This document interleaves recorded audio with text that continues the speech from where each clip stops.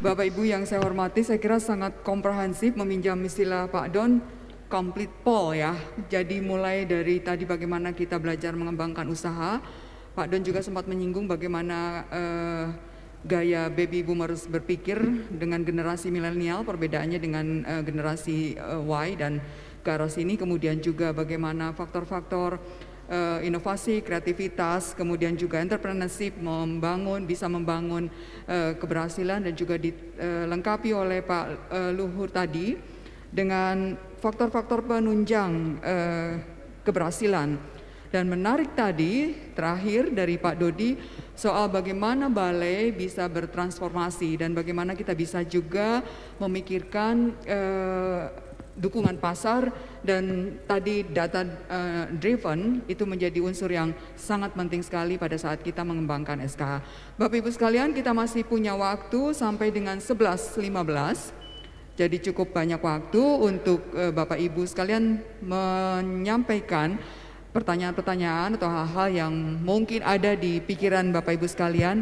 Mumpung ini narasumbernya TOP BGT top banget ya. Jadi silakan Pak Dir Lansia, kita untuk tahap pertama ada 4 pertanyaan. Ibu Dir PD, kemudian juga ada Kepala Balai Nepotowe dan Kepala Balai Gali Pakuan. Ada 4 dulu, nanti tahap berikutnya. Dipersilakan Pak Dir LU, Pak Andi Hanindito.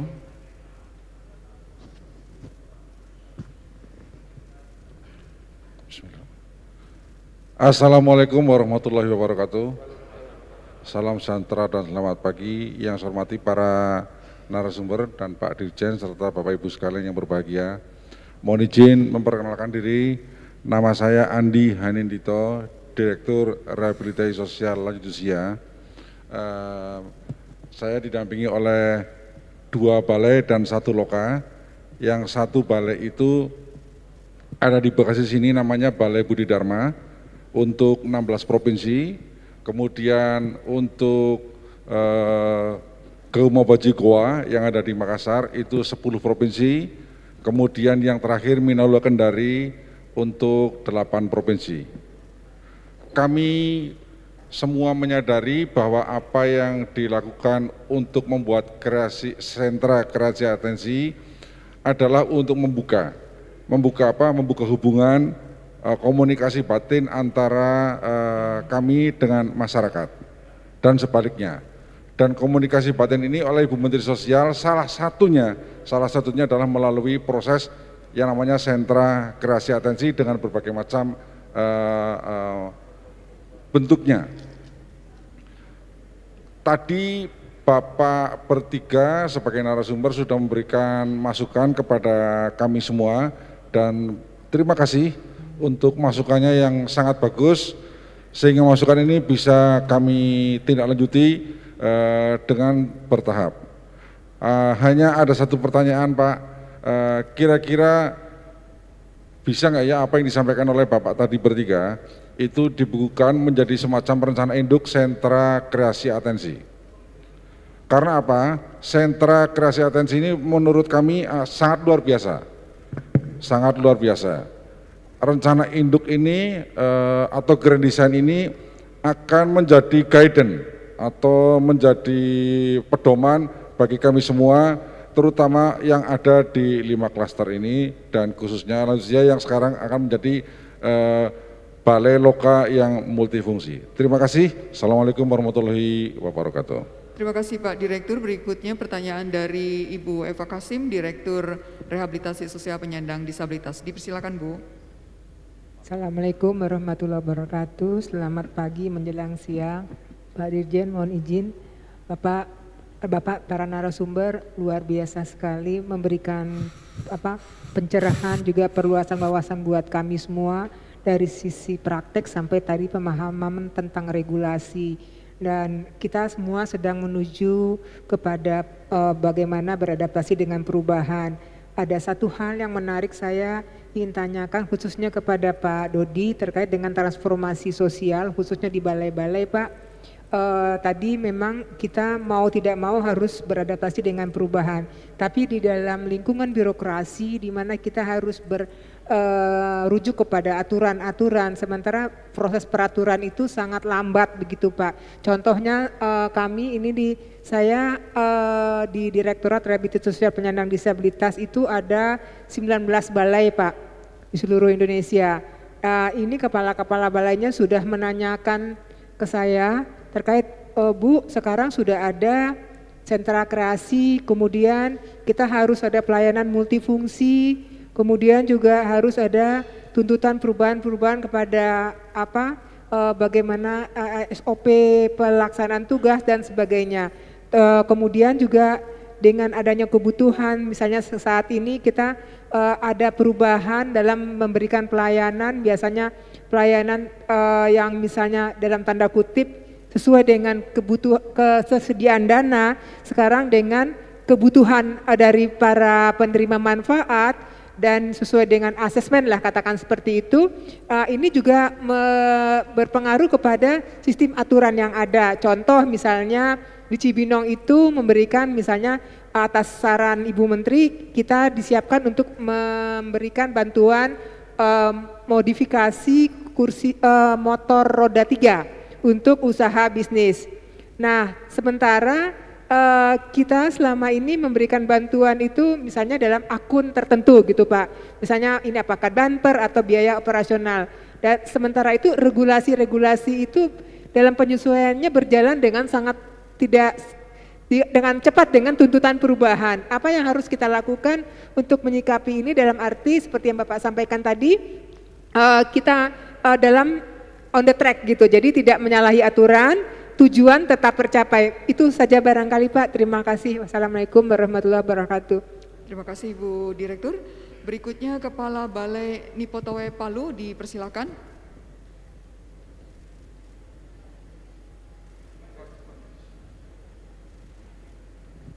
Assalamualaikum warahmatullahi wabarakatuh. Saya Saiful Samad dari Nipotowe Palu.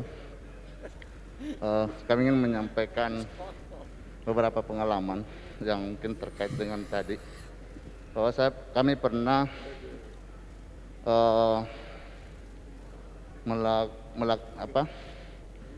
berjualan seperti itu di Car Free Day dengan teman-teman disabilitas, dan pada saat itu mungkin menurut saya ini kopi yang termahal bagi kami karena dibeli oleh Menteri langsung lihat kami berjualan dengan teman-teman, dibeli sama Menteri itu langsung mengeluarkan uang segopok begitu, dan setelah dihitung itu hampir 5 juta kopi seperti, Pak, ya seperti itu. Kemudian pengalaman berikutnya, saya mencoba untuk memperkenalkan produk kami itu di sebuah mall yang besar. Walaupun mungkin agak susah awalnya untuk masuk di mall itu karena harus bayar mahal. Itu hari mungkin 2.500.000 per 1 meter. Sementara sambil mengemis-ngemis ke manajer bahwa kami sebetulnya tidak ingin berjualan. Kami hanya ingin memperkenalkan bahwa kami punya binaan yang harus kami perkenalkan ke orang bahwa produknya ini bernilai dan mengangkat mereka bahwa produk ini bisa diapresiasi oleh orang-orang yang ada di mall, bukan hanya di pasar-pasar biasa mall seperti itu. Yang saya ingin bertanya dari pengalaman-pengalaman tersebut ada satu hal yang mengusik, yaitu bahwa terkadang kita yang disabilitas ini bahwa mereka mengambil itu hanya karena ada beberapa yang tanya karena memang yang menjual adalah disabilitas, yang mengerjakan adalah disabilitas seperti itu. Mereka ada beberapa yang tidak melihat dari kualitas seperti itu, karena ketika bisa dilihat ketika misalnya dia membeli, dia tidak memilih, dia tidak menseleksi apa yang dia beli, langsung ambil saja, bayar, kemudiannya tidak usah seperti itu. Yang kemudian saya pernah ikuti sebuah forum diskusi terkait seperti itu. Saya agak kurang hafal namanya. Ada namanya promosi telanjang seperti itu. Jadi kurang lebih seperti itu pengertiannya, bahwa kita mempromosikan dengan mengeksplorasi tanda kutip kedisabilitasan itu. Sebenarnya terkait dengan peluang dan out of the box itu. Kadang terus terang secara pribadi berpikir bahwa kita punya keunikan di situ, kita punya diferensi itu, perbedaan di situ, bahwa yang memiliki ada disabilitas sehingga mereka teman-teman yang lain itu tertarik. Nah, apakah ini bagian dari mohon maaf saya tanyakan, apakah ini bagian dari promosi teknik pasar buat kami atau ada penilaian lain di situ? Terima kasih.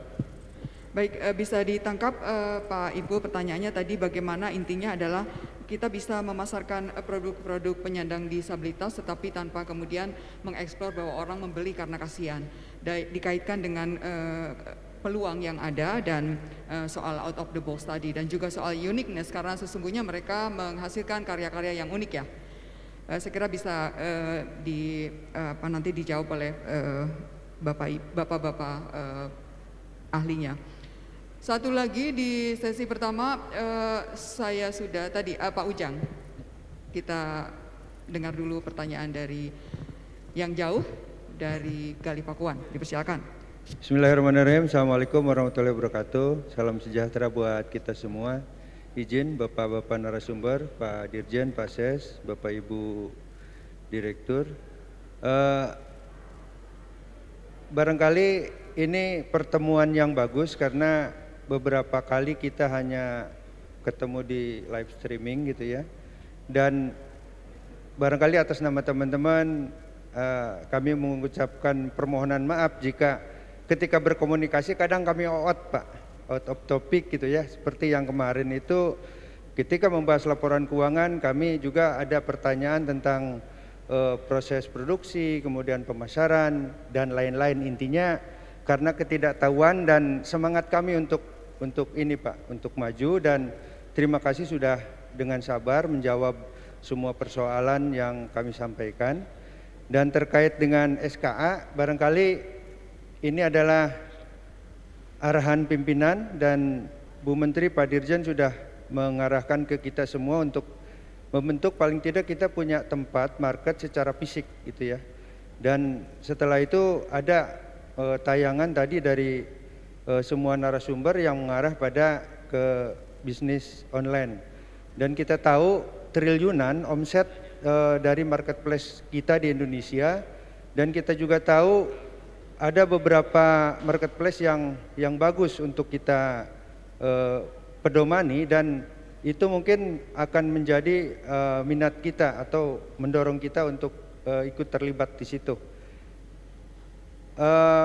Satu hal mungkin seperti Tokopedia, kemudian Shopee, dan kemudian kita juga mendengar akan ada merger antara Gojek dengan Tokopedia. Itu peluang-peluang yang mungkin kita bisa masuk di situ.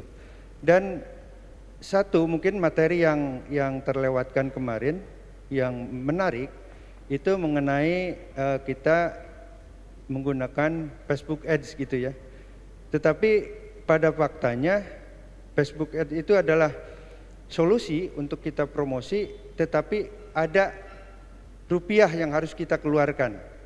Dan itu mungkin kami di Balai, di SKA akan koordinasi dengan sekretariat ini bagaimana mengalokasikan anggaran itu, apakah dimungkinkan atau tidak untuk kita belanja di promosi di marketplace seperti di Facebook Ads, kemudian di Shopee gitu misalkan.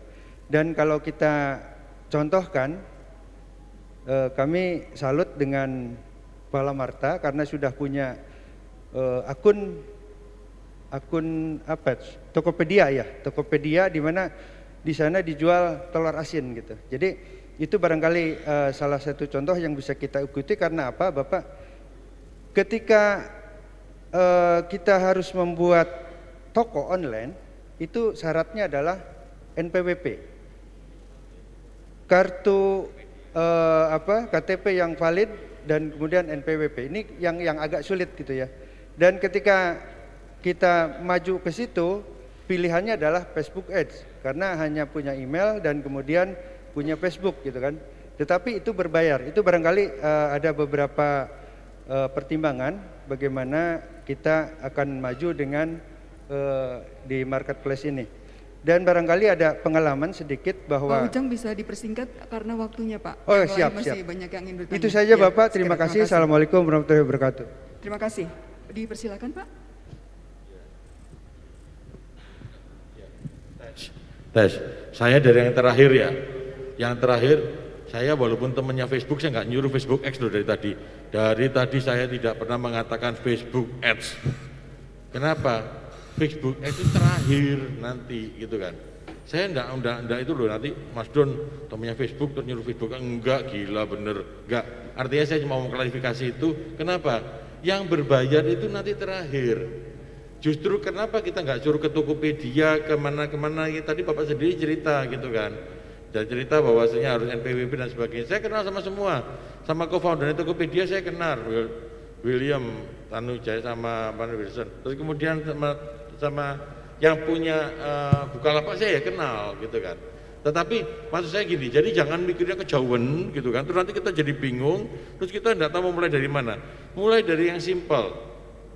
Jadi mayoritas dari kita punya Facebook, punya Instagram, terutama yang lebih muda dari saya. Saya nggak punya semuanya. Saya temannya Facebook, tapi saya nggak punya semuanya. Saya punya WhatsApp pun gara-gara Facebook yang ngomong, Mas masa WhatsApp aja nggak mau, ya udah gitu kan. Saya nggak punya semuanya, tetapi rata-rata itu punya. Manfaatkan itu untuk yang positif. Manfaatkan itu jangan sekedar bersendaguro dan bahkan gibah, tetapi yang positif itu. Dan tidak perlu bayar, foto aja diupload, foto diupload. Bahkan kalau ikut yang waktu sama Mas Niko, Mas Rono, tambah dia bilang nggak usah bayar. Waktu 2 minggu yang lalu, pakai yang ada aja, yang gratis aja gitu kan. Dan itu boleh kok, pakai gratis aja, pokoknya selama nggak ganggu orang, nggak ganggu gitu.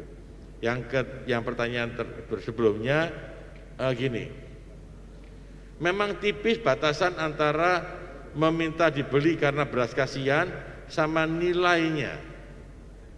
Bapak Ibu, saya cuma tadi mengatakan di luar negeri itu sejak 20 tahun yang lalu orang sudah bicara tentang value based marketing. Nanti Mas Luhur cerita untuk itu. Cuma saya mengatakan anak-anak saya hari ini itu sudah sangat lebih peduli pada lingkungan dan sosial daripada saya pada seumuran mereka. Itu peluang. Kenapa? Ya karena memang larinya ke sana gitu kan. Kenapa? Lebih peduli sama lingkungan, lebih peduli pada sosial dan sebagainya. Itu kita manfaatkan tetapi tidak kita eksploitasi. Kita hanya cerita background, foto dan sebagainya, tapi tidak usah dieksploitasi. The end of the story-nya adalah produk ini berkualitas, mungkin tidak sempurna, tetapi tetap bisa dipakai, berkualitas dan punya tadi yang saya mengatakan. Segmentasi, target, terus kemudian dengan pesaingnya adalah kita bicara tentang diferensiasi sama target, sama positioning. Jadi diferensiasinya itu apa?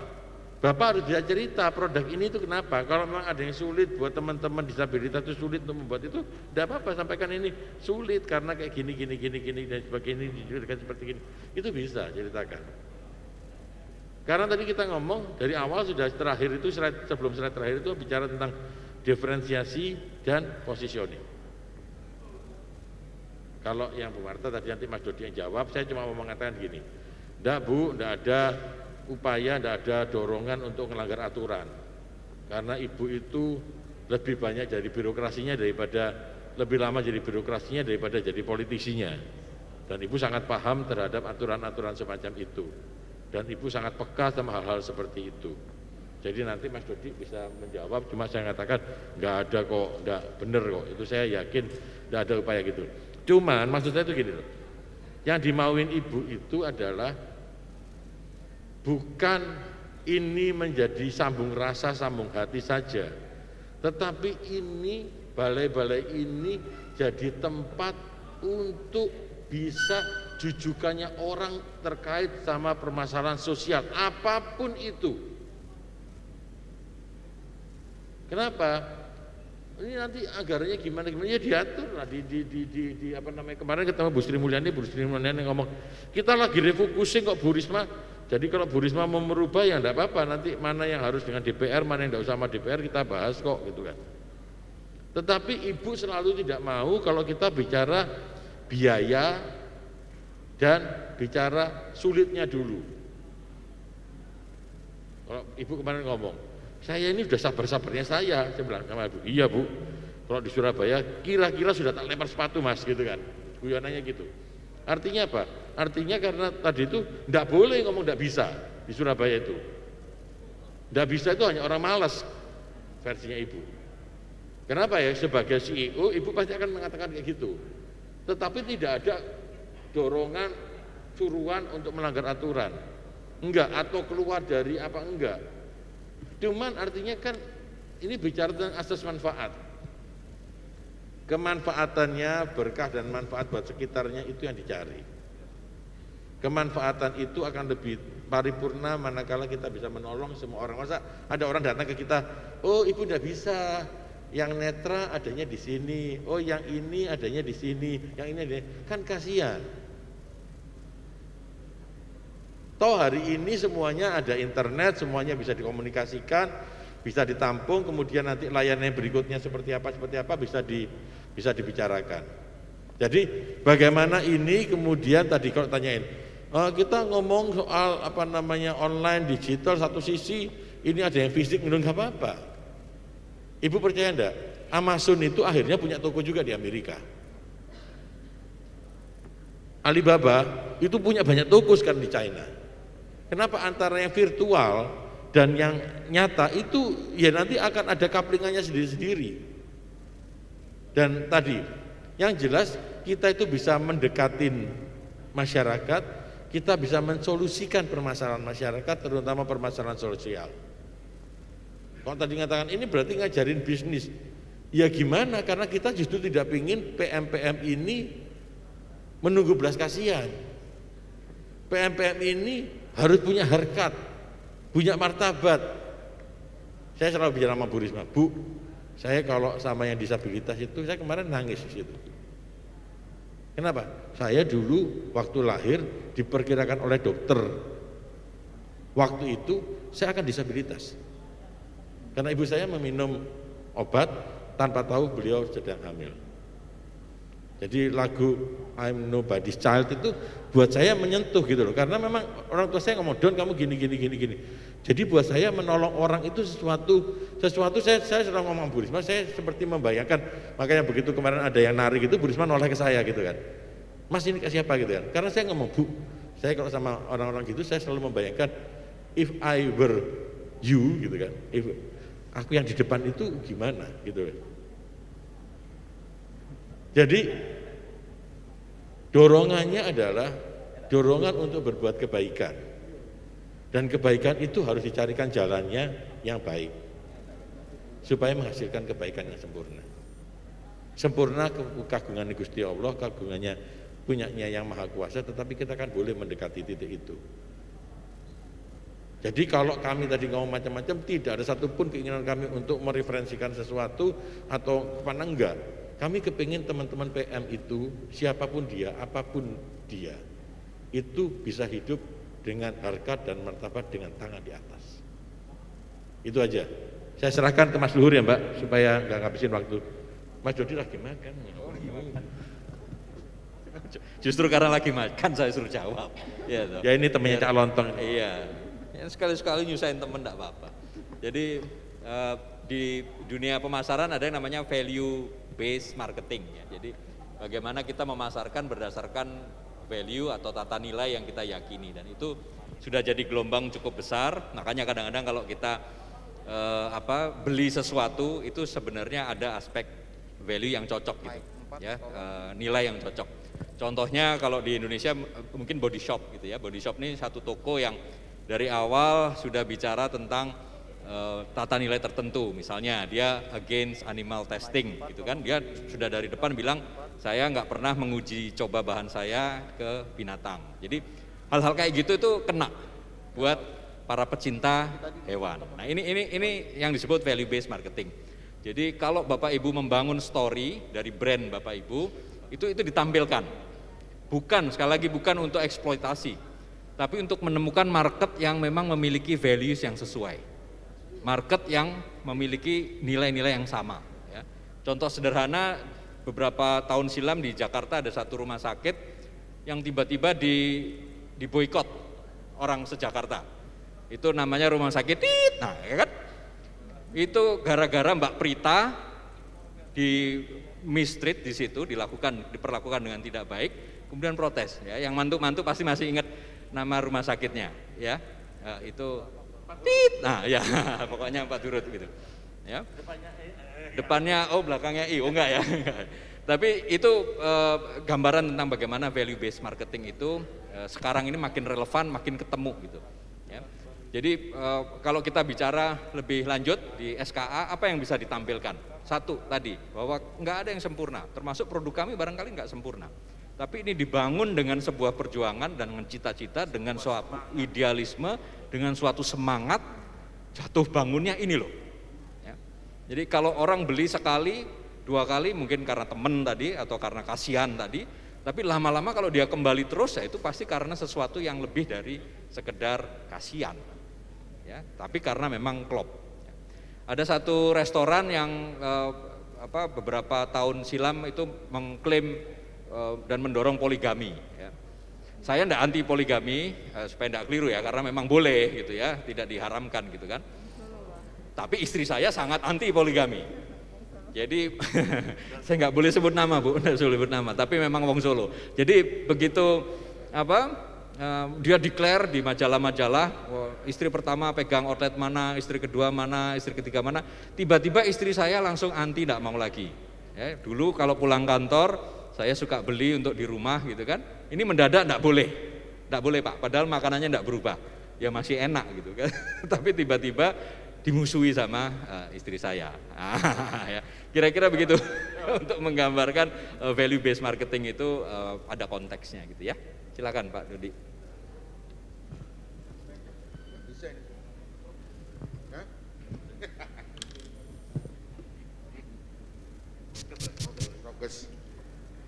Iya, mohon maaf Bapak Ibu. Tadi pertanyaan dari Bu Direktur soal, ya makanya tadi saya sebutkan bahwa regulasi itu jadi penting karena Bapak Ibu tidak akan bisa bergerak tanpa kesiapan regulasi. Tapi memang pengalamannya selama ini yang dilakukan oleh Ibu terutama, karena semuanya memang harus well prepared dulu. Sepanjang itu well prepared, dasarnya ada datanya, dan pendekatannya kan sudah jelas. Pendekatannya ini kebutuhan, bukan pendekatan berdasarkan anggaran duitnya ada berapa, ya kita bikin seperti ini. Dari kebutuhan itu nggak apa-apa, kita bikin semacam wishlist, daftar keinginan gitu ya. Sepanjang itu data driven tadi, sepanjang itu ada basis datanya gitu, nggak apa-apa bikin wishlist. Setelah itu baru kita akan cari sebetulnya. Kalau wishlist kita itu rasional dan memang dengan pertimbangan yang masuk akal, saya kira pembiayaan anggaran itu nanti bisa dari manapun gitu, bisa terpenuhi dengan memanfaatkan tidak hanya anggaran yang kita punya, tapi mungkin menggerakkan energi sosial yang ada di luar kan masih sangat dimungkinkan dengan itu.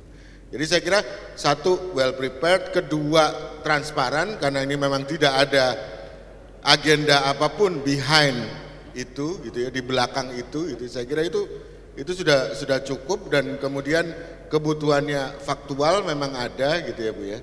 Dan berikutnya memang Bapak Ibu pasti lebih paham karena lama di birokrasi, dan Ibu Menteri tadi disampaikan Pak Don juga lama di birokrasi, jadi ya nanti peraturan akan kita sesuaikan gitu loh untuk supaya itu sepanjang memang tidak ada agenda hidden agenda apapun, ya kita bicara apa adanya. Di situ mungkin pentingnya quick wins. Pentingnya ada hasil yang cepat supaya orang juga akhirnya tahu bahwa oh ini toh maksudnya sebetulnya. Kadang-kadang kalau belum ada hasilnya kan orang terus bertanya-tanya ini ada agenda apa di balik ini gitu Bu ya. Saya kira itu yang jadi mesti ada hasil yang cepat, kemudian kita tunjukkan bahwa terus kendalanya kita omongkan terbuka. Saya kira pelan-pelan kalau seperti pengalaman yang sudah-sudah biasanya untuk membuat penyesuaian peraturan kalau ibu biasanya langsung undang kejaksaan, undang dari perguruan tinggi siapa untuk ini merubah peraturannya dan seterusnya. Jadi artinya kita buat transparan saja gitu karena itu nanti mungkin Pak Dirjen lebih memahami itu saya. Itu yang dari Ibu Direktur, yang dari Pak Direktur soal grand design dari SKA. Saya kira kita semua sekarang ini sedang menulis grand design itu, nggak apa-apa Pak. Trial and error, ada errornya nggak apa-apa. Asal kita kan ya sama-sama berusaha untuk yang terbaik gitu ya. Karena ini ide awal dan sebetulnya begitu dapat respons yang cukup menyemangati gitu ya, respons yang ada selama ini. Ya pelan-pelan kita mulai deh. Saya yakin tidak akan sama antara Bekasi dengan Ternate atau dengan yang kaitannya dengan lansia tadi mungkin Bapak.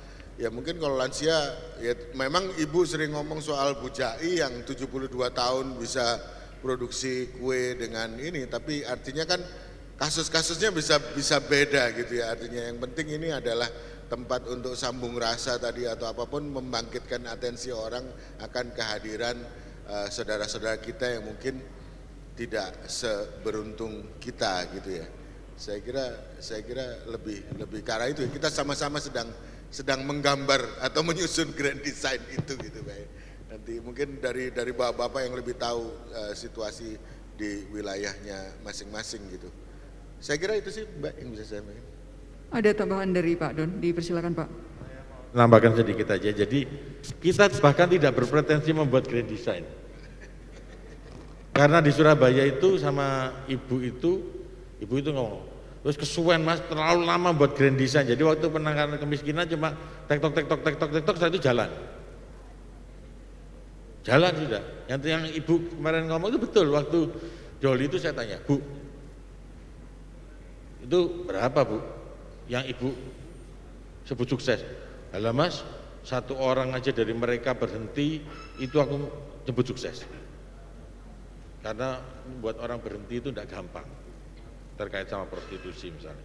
Jadi ibu pun waktu sama saya dulu atau sama kami dulu di Surabaya nggak pernah membuat grand design yang bahasa daki-daki melip-melip atau yang terlalu tinggi, yang terlalu sophisticated gitu tapi nggak bisa dilaksanakan, enggak.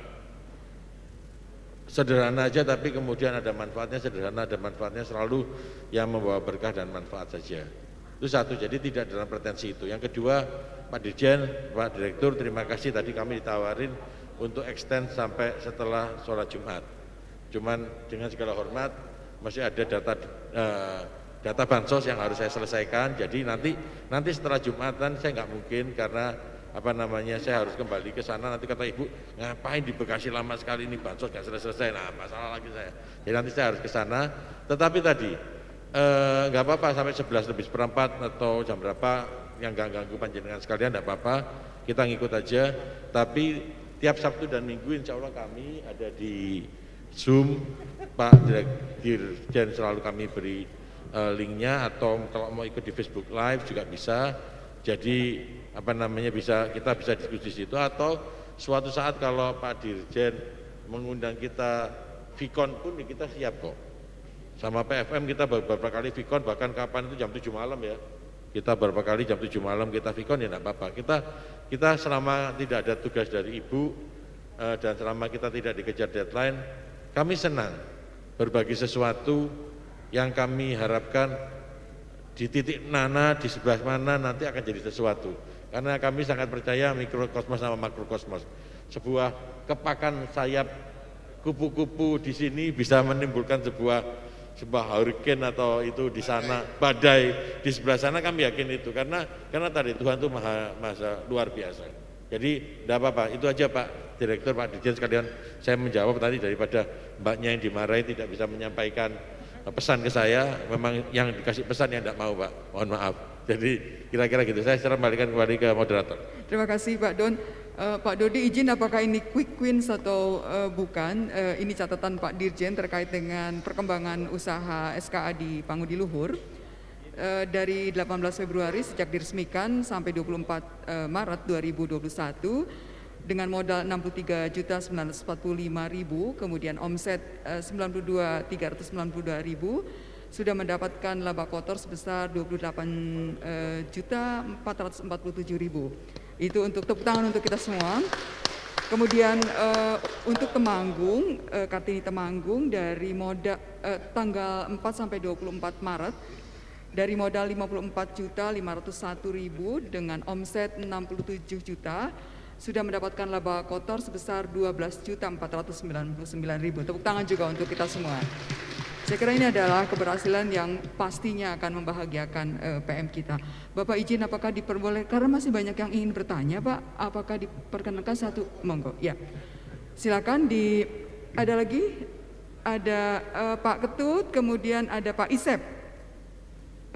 Dua dulu, silakan. Pak Dir dengan Pak Dir, ya Pak? Siapa? Oke, terima kasih. Assalamualaikum warahmatullahi wabarakatuh. Selamat siang dan salam buat kita semua. Terima kasih Pak Dirjen, terima kasih sahabat-sahabat pejuang-pejuang di depan, para narasumber dan teman-teman direktur dan para Pangko Wilham, kepala balai ini. Sangat luar biasa Mas Lut. Ada beberapa hal yang menarik di sini.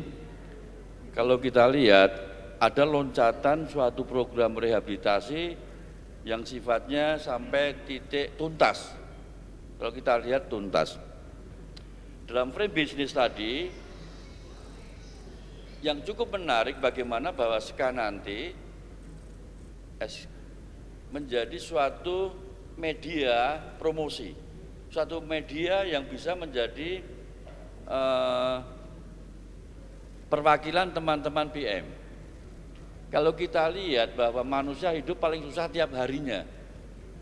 Oke, para teman-teman di balai menjadi pendamping bagaimana kalau hasilnya handicraft, lukisan dan segala macam bisa dimunculkan di online segala macam ke depannya. Yang cukup menarik di sini yang kita lihat, yang menjadi pemikiran ke depannya, ada yang kuliner, ada, kemarin saya berpikir ada pecel lele. Kenapa orang Amerika bisa menciptakan standar ayam Kentucky? Nanti kita munculkan lele atensi. Ya ada standar lelenya itu atau yang sekilo 8 atau sekilo, ini pengaruhnya besar sekali. Nah, saya mohon izin juga, mohon masukan. Oke, saat ini dia punya media, nanti dia udah lulus di SKA, dia akan bisa tinggal di Rusunawa atau kalau dia pulang kampung. Di situ kita bisa melihat outcome. Kita kan bisa melihat benefit dalam 1 tahun setelah dia digodok di sini, mungkin dari hasil penjualan dia bisa mengumpulkan modal, apakah dia di rumah bisa menarik saudaranya, bisa membuat pengembangan pecel lele atensi lagi, itu sudah satu benefit. Paling tidak sudah mengurangi pengangguran di Indonesia. Sebagai social safety net setelah keberlanjutan ini Mas Luhut. Untuk yang sifatnya tadi, jadi dari perspektif PM, kalau kita lihat dari yang handicraft, yang segala macam, yang sifatnya masih yang tidak dia nggak busuk. Kalau kita lihat yang kayak yang kuliner, terus hidroponik, kemarin saya menemukan di jalan ada sayur bok itu ratusan, itu ada 700 petani ada yang di Cianjur. Ini juga bisa ada, apakah ini bisa kita gandeng untuk meningkatkan ini? Yang menjadi pertanyaan penting kami, setelah dia di sini, untuk maintenance Tadi bagus sekali bahwa kita ciptakan dia menjadi mindsetnya menjadi seorang pejuang, dia menjadi orang punya harapan, dia punya bekal, pengalaman dan mungkin dah modal. Konsep Bu Menteri, Pak Dirjen, dia akan di Rusunawa, oke. Kalau dia balik lagi di sini, dia harus bayar misalnya sewa. Tapi kalau dia keluar, kita harus menciptakan pasar. Nah, ini untuk pemasaran menarik sekali. Pak bisa dipersingkat Pak? Mohon izin karena waktunya mau Jumatan, mohon izin, mohon maaf. Bisa dipersingkat, ya. Jadi mohon masukan sarannya nih Pak, Mas Luhut, Mas Dun. Enggak gampang menciptakan orang bisnis itu enggak gampang. Saya nyoba beberapa kali gagal juga. Nah, setelah dia keluar dari sini, yang semacam pecel lele dan segala macam, ini kan penting sekali yang perlu kita sampaikan sebagai social safety net untuk keluarga yang bersangkutan. Terima kasih. Ini yang... Terima kasih Pak Dir Tuna Sosial dan Korban Perdagangan Orang. Berikutnya ada pertanyaan dari Kepala Balai Anak Paramita Pak Ketut, dipersilakan Pak.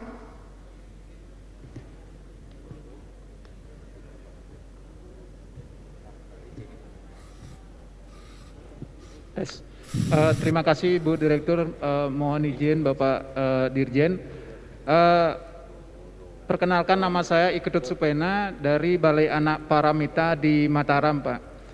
Mohon izin saya menyampaikan bahwa hampir saya tidak pernah absen dalam webinar pahlawan ekonomi yang sering Bapak narasumber lakukan. Mohon izin Pak, saya beberapa sesi yang lalu ada narasumber yang dari handicraft eceng gondok dan daun-daunan. Saya sangat tertarik sekali Pak, dan kami sudah mencoba tata cara dari, saya belum mendapatkan yang detail ya tentang bagaimana merebus daun-daun itu Pak, dan kami selalu mencoba. Mudah-mudahan itu bisa diulangi lagi ya Pak, atau saya mendapat kontak person ibu yang menjadi narasumbernya. Dan dalam kesempatan ini Pak, terima kasih inspirasinya yang selalu sangat-sangat hebat sekali. Kami Balai Anak Paramita, terutama anak yang berhadapan dengan hukum, sudah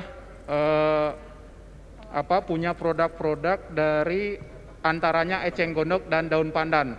Mudah-mudahan hasil produknya yang sudah kategori premium ini bisa dikonekkan dengan pasar yang lebih luas Pak, mungkin pasar luar negeri, karena kami standarnya buat sudah standar yang biasa diekspor. Ya, misalnya kotak tisu yang benar-benar standarnya sudah kami perhitungkan untuk pasar luar negeri.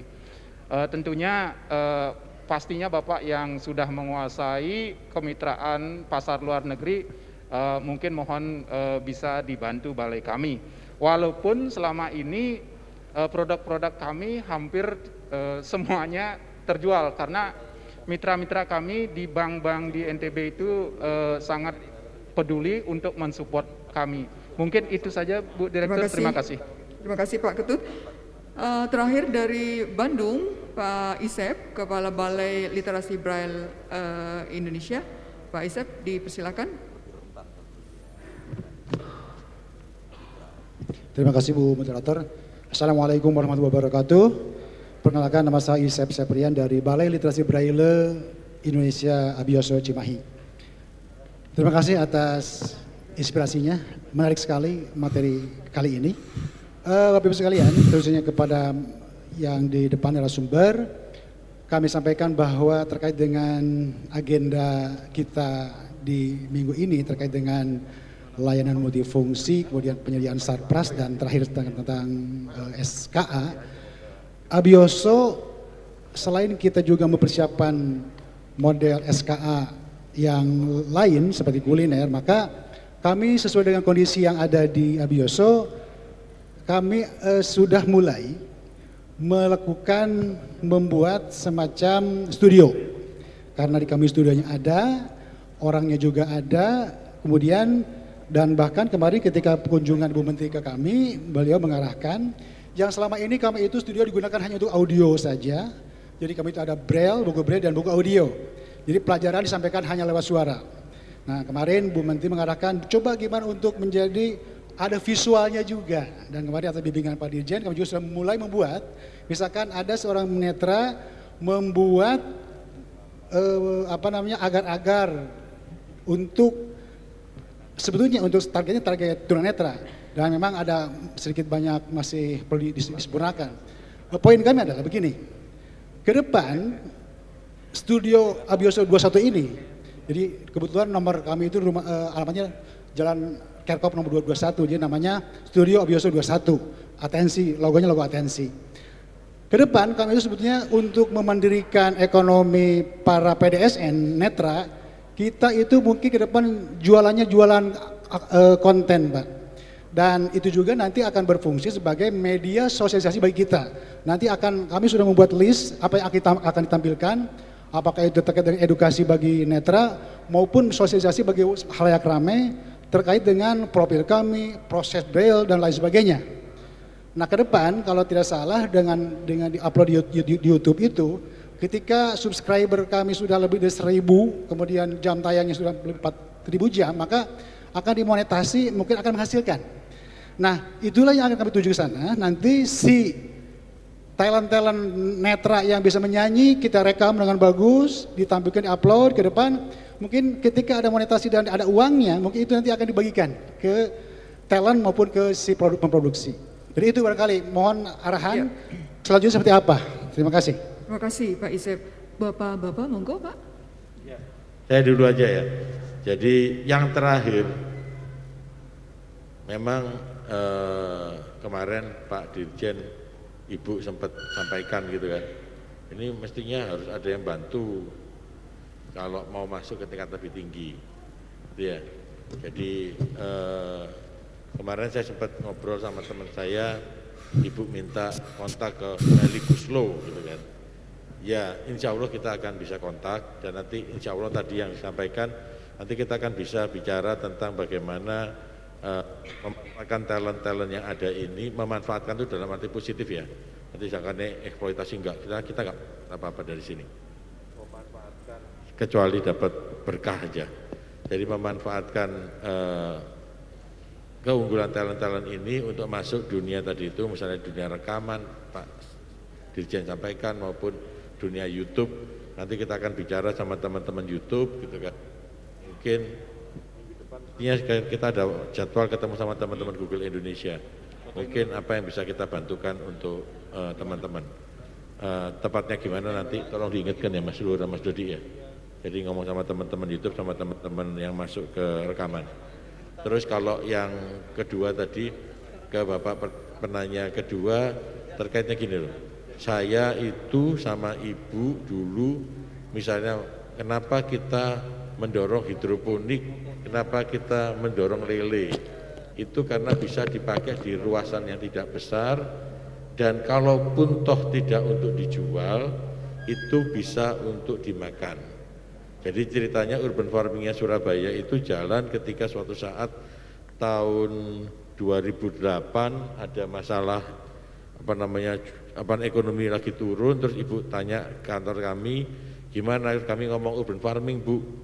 Loh, maksudnya Mas, minimal dimakan sehingga proteinnya anak-anak nanti lebih baik, karena ketakutan ketika krisis ekonomi itu sebetulnya pada sisi anak, karena yang potong pertama kali adalah protein untuk anak. Anak-anak tetap baik, tetapi kalau bisa dijual. Sama juga ketika memasak. Ketika memasak itu ide pertamanya itu paling tidak buat masak sendirinya itu baik, dan masak kemudian bisa buat keluarganya itu baik. Setelah itu baru kita berpikir untuk dijual. Dan kita juga tidak berpretensi mereka jadi jago masak seperti Chef Arnold atau chef lain-lainnya itu. Tetapi Chef Arnold dan lain-lainnya itu kita kenal juga kok gitu ya. Jadi itu, tetapi berpretensi tadi itu untuk paling tidak untuk konsumsi keluarganya sudah lebih baik lagi. Nah kenapa kita kemudian minta masuk online? Bukan apa-apa, karena makanan homemade ini juga banyak loh yang kangen. Dan kalau dari ceritanya Budiah itu sekarang tambah dia jualan pastry atau jualan cookies atau jualan yang grocery food, yang makanan-makanan yang lama umurnya itu seperti nastar, kastengel, lidah kucing dan sebagainya. Tapi kemudian dia menjual yang premium adalah masakan yang dibuat sendiri sama dia, bersih, enak, tapi live kan di Instagram atau di Facebook sehingga orang tahu itu hygiene. Nah, itu yang kita kejar. Kenapa kita tadi, kenapa selalu ngomong online dan sebagainya? Ya karena nggak semua orang akan punya gerai, nggak semua orang punya depot, nggak semua orang punya toko. Memang kalau nggak punya gerai, nggak punya depot, nggak punya toko, kita nggak bisa berusaha. Nggak boleh. Kita tetap harus berusaha. Gimana kalau mereka keluar dari sini? Ya itu yang harus kita siapkan. Kita siapkan kalau orang-orang yang tinggi-tinggi ngomongnya life skill. Kalau saya enggak lah ngomongin gampang-gampangan, pokoknya iso urip ya apa carane, ngono kan. Jadi bagaimana yang bisa hidup itu hidup dengan baik dan berkah itu gimana caranya. Jadi kira-kira itu Pak. Terus pertanyaan pertama tadi itu apa ya? Kenapa? Bukan, ini yang itu, yang kedua. Oh, eceng gondok. Yang eceng gondok, makanya saya harus tanya karena eceng gondok itu urusannya sama saya. Jadi eceng gondok, gini Pak, itu videonya pasti bisa di rerun Pak. Bapak putar lagi videonya itu ada.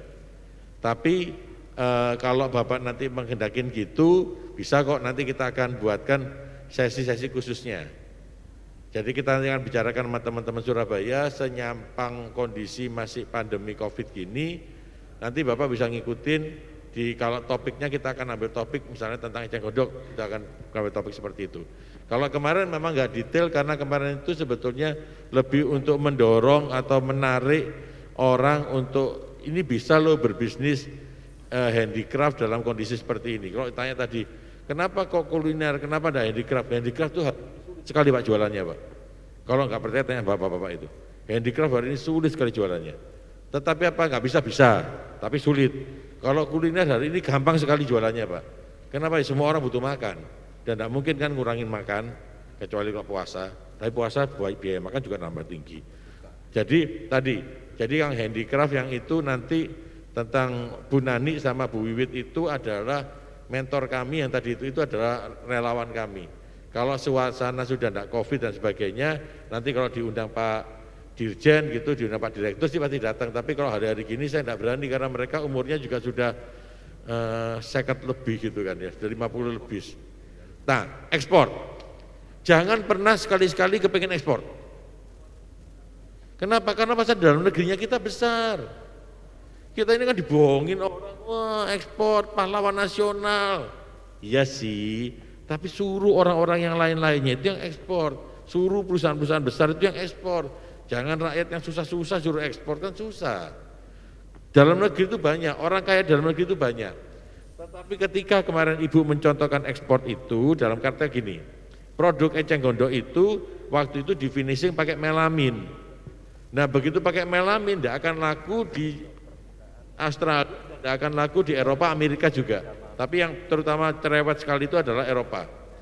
Nah ada salah satu direktur ownernya pabrik cat yang kebetulan dia juga dulu membuat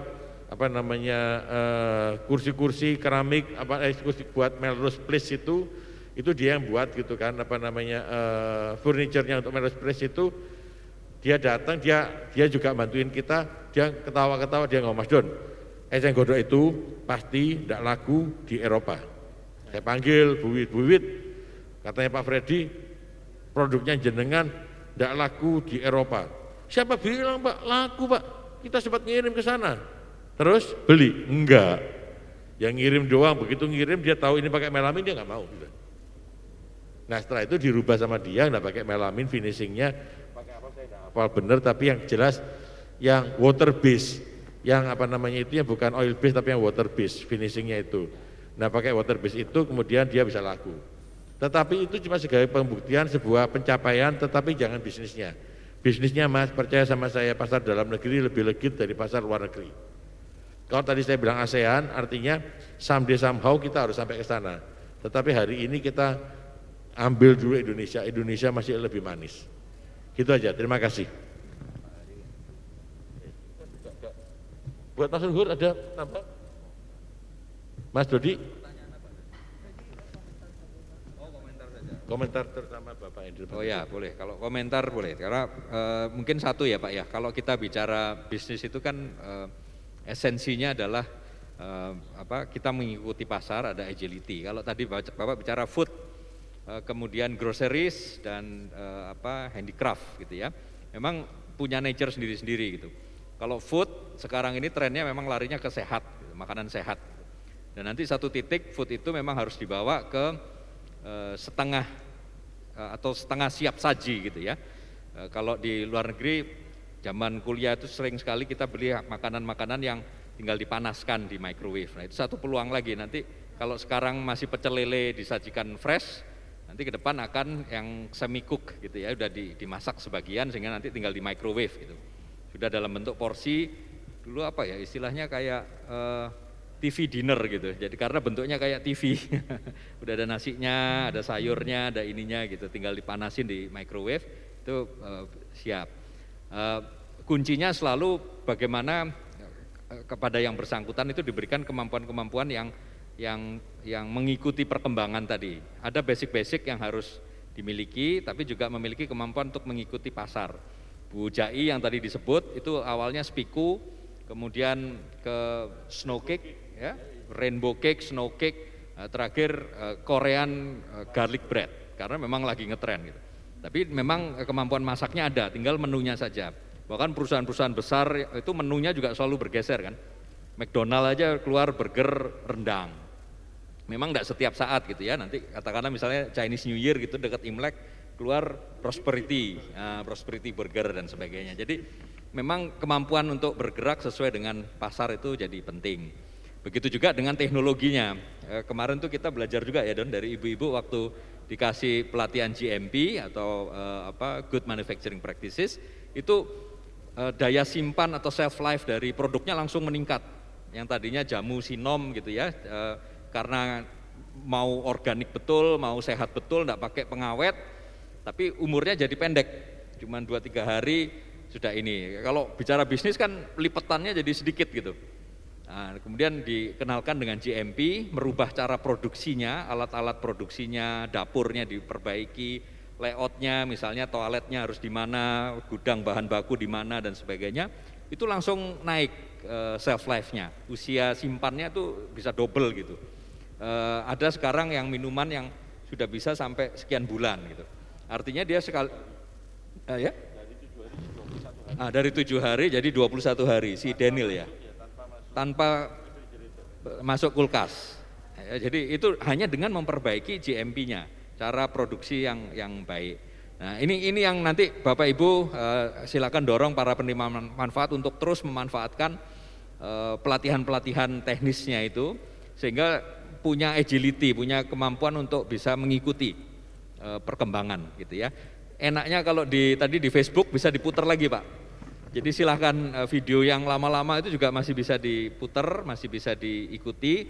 Yang teknis juga ada ya, kemarin saya ngikuti karena menarik topiknya bikin rok dari celana jeans bekas. Nah itu saya pingin karena celana jeans sudah mulai tidak muat. Sejak bergaul sama bapak-bapak berdua ini celana jeans saya makin lama makin tidak muat. Jadi ini intermezzo ya. Saya cerita yang soal security boleh ya Pak ya? Boleh, enggak apa-apa ya, bener ya? Enggak tersinggung ya Pak ya? Enggak tersinggung. Jadi kami ini waktu hari-hari pertama di lantai 2, itu satpam susah membedakan karena pakai masker kan Pak ya. Jadi saya ditegur selamat pagi Pak Don, nah gitu kan. Nanti Pak Don dipanggil selamat pagi Pak Dodi gitu, enggak ya. Jadi bingung ngapalinnya. Saya bilang gini, Pak kalau pakai masker memang susah ngapalin wajah gitu kan. Tapi Bapak saya ajarin kalau mau apalin ketebalannya Pak. Sudah langsung gampang. Nah, yang paling tipis 0,1 siapa, kalau Rapido itu alat gambar gitu ya, yang 1,4 berapa, yang 1,8 siapa. Apalin aja, udah gampang. Pakai masker, enggak pakai masker, oh ini Pak Luhur, oh ini Pak Don, ini Pak Dodi. Kira-kira gitu. Ini intermezzo. Mumpung saya pegang mic, boleh godain teman. Oke, silakan Pak Dodi. Jadi ketebalan itu bagian dari agility juga Pak?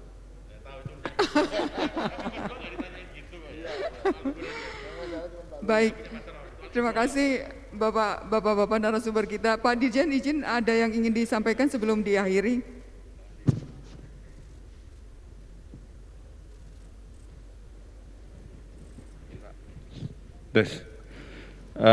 Saya tidak bermaksud bertanya, tapi kita hari ini patut memberikan apresiasi setinggi-tingginya kepada para narasumber kita. Tepuk tangan untuk Mas Don, Kang Luhur, sama Mas Dodi. Ya, beliau orang yang sangat berkompeten, ya, yang bisa mengawal SKA kita ke depan. Ya, jadi pertemuan hari ini sebetulnya sudah didahului dengan pertemuan-pertemuan sebelumnya, terutama melalui virtual training. Dan saya harap teman-teman untuk terus aktif mengikuti kegiatan pelatihan secara virtual yang sudah difasilitasi oleh pahlawan ekonomi nasional melalui media Facebook. Dan saya juga akhirnya terpanggil kembali juga mengutak-ngatik Facebook karena ada Facebook bisnis juga ya. Nah ini mungkin kita akan mulai nanti dengan inisiatif sudah tentu ya sahabat-sahabat kita di depan ini untuk memastikan SKA kita juga bisa online di Facebook bisnis untuk bisa kita tindak lanjuti. Yang kedua, saya pesan juga setiap Sabtu Minggu coba diaktifkan semua untuk ikut. Toh kalau teman-teman nggak bisa online lewat Zoom, kita bisa lewat Facebook. Saya kalau lagi di mana, di mall, di mana, di mobil masih bisa kita lihat streaming di Facebook. Dan tidak harus pada saatnya kalau kita tidak bisa, kita kan bisa melihat juga rekamannya, streamingnya yang sebelum-sebelumnya. Dan materinya luar biasa, banyak sekali yang sebetulnya kita perlukan untuk wawasan kita. Saya titip pesan juga, keikutsertaan ini bukan diperuntukkan hanya untuk instruktur, semua tidak terkecuali. Karena ini menyangkut wawasan. Jadi kalau ada peksos, ada psikolog, ada instruktur terapi, dimintakan untuk ikut. Karena ini menyangkut orientasi, wawasan. Mungkin bukan nanti menjadi praktisi langsung di SKA, tetapi sebagai terapis di okupasi misalkan, bagaimana bisa mendorong PM kita juga untuk punya kemauan keras. Bahwa sesuatu yang dia cita-citakan itu bisa kita lakukan. Karena kita sudah punya gambaran apa yang bisa dikerjakan oleh PM kita dengan belajar di media pen itu. Ya, jadi semangat itu yang perlu kita tanamkan tanpa terkecuali, bukan hanya para instruktur. Saya tidak tahu hari ini berapa yang ikut virtual. Tolong nanti saya dapat laporan dari panitia. Ada berapa? Oh, terbatas hanya 100. Padahal saya minta semua balai harus bisa ikut dan akses. Karena ini materi hari ini sangat-sangat penting. Kemudian saya pesan juga, kita berangkat dari titik nol yang sama, termasuk saya pribadi, teman-teman para direktur, kepala balai ya. Mohon maaf Pak Don, kita memang selama ini terlalu berkutat pada dimensi rehabilitasi sosial tanpa terintegrasi dengan pemberdayaan sosial.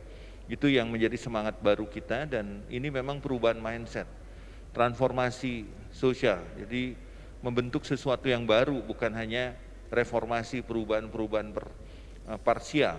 Itu kan jadi ini tantangan kita dan atensi itu sifatnya branding. Jadi itu sebetulnya generik ya.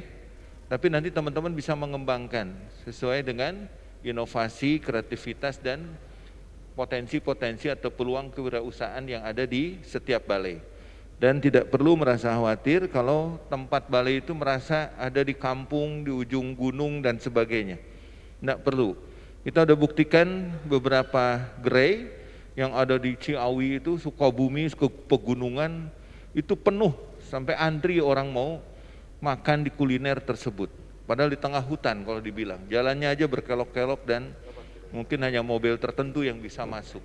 Itu antri, lewat apa? Lewat media sosial. Jualannya lewat apa? Dia pakai IG, pakai Facebook. Ya. Seperti itu yang mereka lakukan. Ya, jadi tidak perlu khawatir, jadi yang kahuripan, ya itu view-nya itu sangat bagus untuk kita jual. Jadi tidak perlu ragu untuk berkreasi. Kemudian juga mengenai aturan, mari kita berpikir secara positif ya. Selama kita niatnya baik, aturan kita juga akan proses. Jadi tidak perlu ragu, nggak perlu merasa khawatir, takut jadi temuan audit dan sebagainya, nanti jadi nggak jalan kreativitas kita. Kalau serba khawatir, sekarang kita jalan, toh niat kita baik, lillahi ta'ala, tulus, ikhlas untuk PM.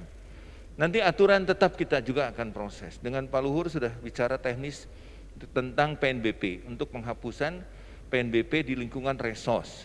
Ini butuh waktu, tapi proses ini menjadikan teman-teman punya kekuatan bahwa kita ini sedang mengarah ke sana. Yang kedua nanti Permensos nomor 16 kita akan turunkan lagi ke Perdirjen, dan kalau diperlukan nanti kita terbitkan Permensos untuk SKA. Karena ini satu kesatuan yang mungkin membutuhkan payung hukum yang lebih kuat. Ya, sambil jalan kita akan proses, dan juga teman-teman tidak perlu khawatir karena ada Permensos tentang bantuan pemerintah. Itu pun menjadi salah satu kekuatan kita. Oleh karena itu produk-produk kursi roda ya seperti yang di beberapa balai itu nanti kita ambil dari bantuan non operasional penerima manfaat. Berapapun nilainya bisa kita gunakan. Ya, seperti yang di Mojokerto itu untuk usaha kafe itu kalau tidak salah berapa Pak Hendra? 29 ya. 25 juta untuk 2 orang. Sudah cair, selesai, nggak ada masalah. Dan juga didampingi oleh inspektorat, nggak ada masalah. Ya, asal bisnis proses yang sudah ada di pedoman, di Permensos maupun Perdirjen tentang pedoman operasional, itu dipatuhi. Jadi paling tidak ada hasil asesmen, hasil case conference, dilengkapi, ada berita acara serah terima. Sehingga semua ini ada tahapan yang kita lakukan. Bahwa indeks 2,4 itu sekali lagi itu rata-rata. Ya, nah sekarang dengan ada alih anggaran, realokasi anggaran, diperhitungkan juga realokasi itu nanti tidak hanya untuk penguatan tambahan aset, tetapi juga diperhitungkan dengan penggunaan belanja non operasional untuk penerima manfaat. Saya kira itu. Sekali lagi terima kasih kepada Mas Don, Mas Luhur, dan Mas Doni. Sekali lagi tepuk tangan untuk beliau-beliau yang sudah memberikan pencerahan buat kita semua. Terima kasih Bu Eka. Terima kasih Pak Dirjen, Bapak Ibu yang saya hormati. Pertemuan hari ini saya kira komprehensif sekali, penuh inspirasi, kemudian juga penuh pesan, dan yang paling penting adalah penuh harapan untuk kita semuanya. Kalau saya tidak akan menyimpulkan, ada tadi kalimat yang disampaikan oleh Pak Don, saya kira akan mewakili mimpi kita bersama, let's buy the future with the present value. Saya kira itu penting sekali agar kita bisa berhasil untuk bergerak bersama. Demikian yang bisa saya pandu. Terima kasih banyak untuk narasumber kita yang luar biasa, Bapak Don Rozano Sigit Prakuswa, kemudian Bapak Luhur Budiarso Lulu, dan Bapak Dodi Madya Judanto. Tepuk tangan untuk Bapak narasumber. Terima kasih. Terima kasih. Mohon maaf Bapak apabila ada salah-salah kata selama saya memandu ini. Terima kasih. Wassalamualaikum warahmatullahi wabarakatuh. Mohon izin Bapak-Bapak para peserta, selanjutnya yang akan sholat Jumat keluar arah ke sebelah kanan Pak, di bawah lapangan sekitar 200 meter itu masjid komplek. Kemudian yang akan makan siang disiapkan di SKA, kembali ke tempat ini pukul 13.45. Ya, sekali lagi kumpul kembali ke ruangan pukul 13.45. Terima kasih.